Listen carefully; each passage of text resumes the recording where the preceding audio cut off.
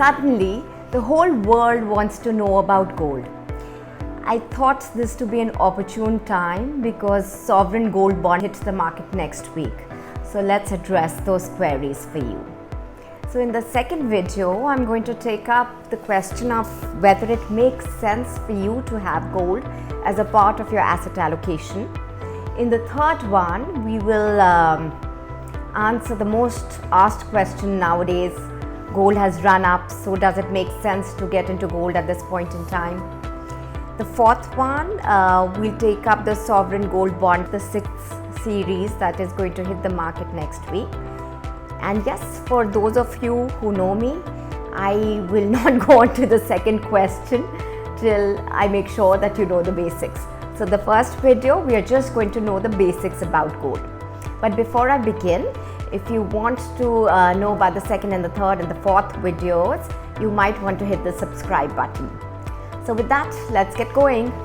So when we talk about gold, most of us know gold as jewelry or maybe gold coins and bars.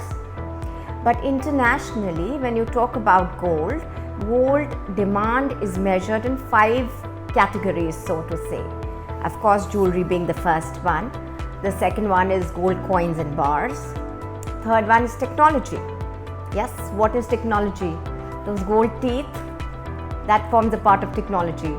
Gold put in electronics, that forms a part of technology.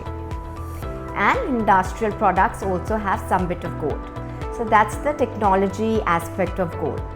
The fourth one is central banks. So as a part of the foreign exchange reserves, central banks tend to keep some amount in gold.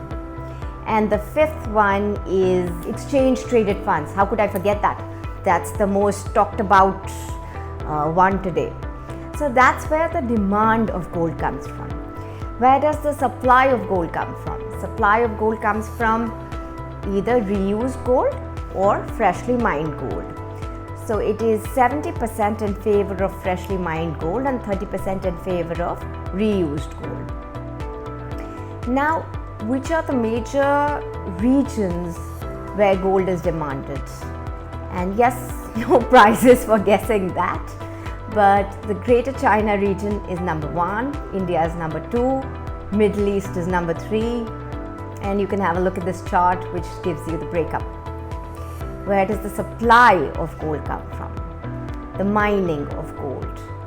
That's again, if I break it down in terms of regions, and that's what they do when you're assessing gold demand and supply, they break it down in regions. So the first region is Asia, then is Africa, and as per this chart you can see the various regions where supply comes from. Now the next chart that I'm putting out for you is with a purpose.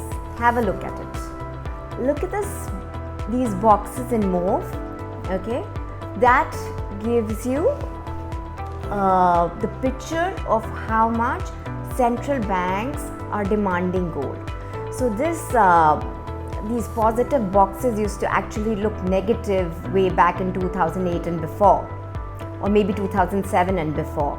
So after the global financial crisis, you realize that more and more central banks are wanting to put gold as a prominent, not a prominent, but increase the weightage of gold in your foreign exchange reserves. Jewelry, of course, has been a dominant player in gold.